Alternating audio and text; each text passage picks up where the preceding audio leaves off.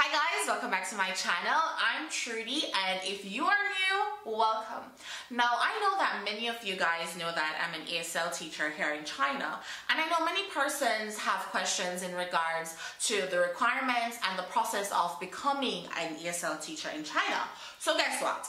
Today, I'm actually going to shed some light on that area and provide you with some information on how you can become an ESL teacher in China. So let's get into the video.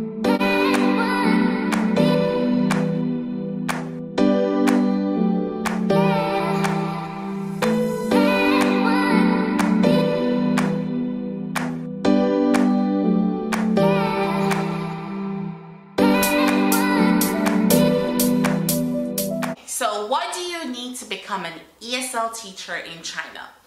Firstly, you need to possess a degree. You need to have at least a bachelor's degree, and it can be in any discipline. It doesn't need to be in English language. It can be in chemistry, physics, mathematics. It doesn't matter once it is that you're from a native English-speaking country. So my degree is actually in food chemistry, right?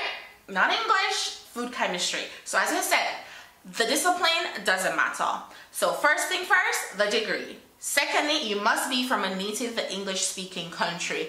Now, in China, they actually do prefer persons from the US, the UK, and Ireland, because they consider those the natives, right? Oh, and Canada as well. So they consider those countries as native English-speaking countries. However, document was actually created by the government stating the countries that are considered native-speaking countries, and of course Jamaica is one of them.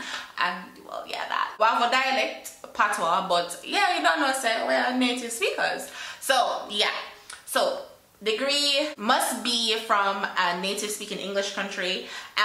Thirdly, you need to have a TEFL certificate, and TEFL just means teaching English as a foreign language. Now, the schools, they actually require you to have at least 120 hours. I mean, there are many free online courses that you can enroll in and take this course.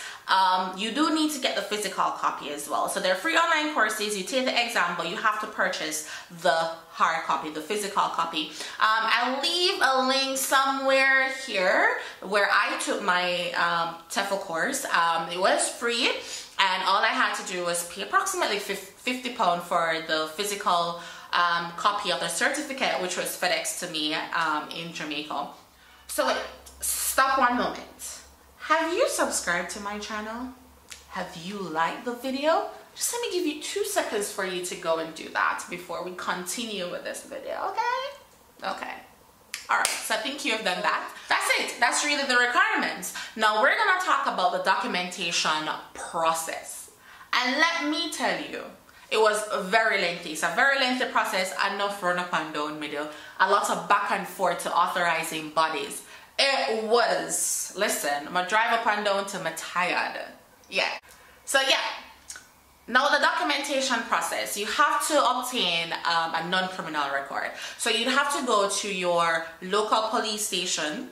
You go to your local police station, you get that non-criminal record. However, you have to take it now to an authorizing body in your country for them to further verify that, hey, this police record is legit and it is for this person, right? So in Jamaica, the body that we will take that document for verification is to the Ministry of Foreign Affairs. After that, we'll actually take it to the Chinese consulate for it to be authenticated. Now, that's not the only document that is needed to be authenticated. We also have to get the degree authenticated. We have to get the TEFL authenticated.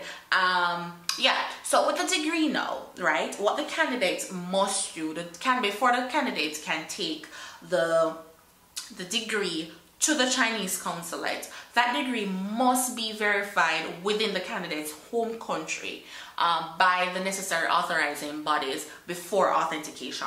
Now, I'm unsure what authorizing body in your country would be, but in Jamaica, we would need to take the degree to the Ministry of Education, and then we take it to the Ministry of Foreign Affairs. As I said, just for verification to say that, hey, this degree, that this person, Trudy de Mercado, is actually the holder of this degree, and it has been obtained from a legitimate institution within the country, right? So yeah, so that's that. With the TEFL now, the TEFL doesn't need to be authenticated, but it needs to be notarized.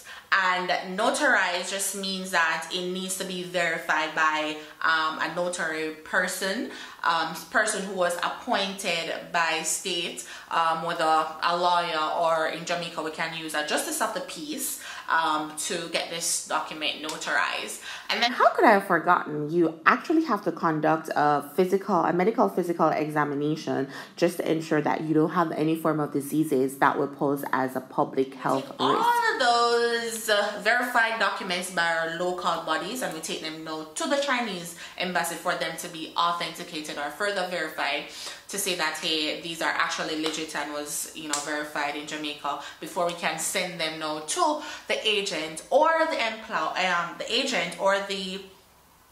employers now in China, so that we can get the work permit.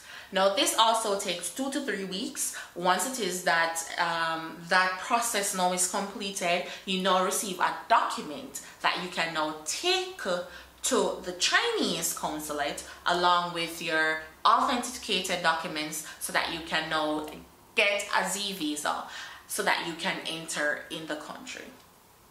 Now, with the Z visa, well, say you can enter the country.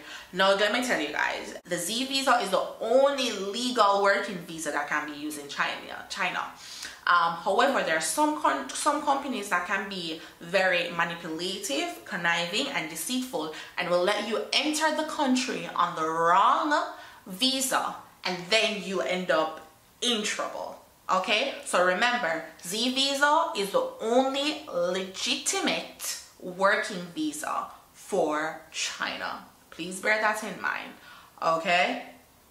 Yeah, as I said, the process is a bit lengthy, very lengthy, very lengthy, but it's doable and it's worth it. I mean, you'll have a one-of-a-kind experience here. And when I mean one of a kind, I really do mean one of a kind, because as I tell people, I've always, like, when persons ask me how is China, I tell them my experience might not be the same as your experience. However, what I can tell you about China is what you read. What you read is not what you really experience, because it's a whole world by itself. There's the world, and then there's China. World, China. And that's because you have a lot of culture shocks. A lot of norms here are, you know, they're not customary, they're not what we are accustomed to.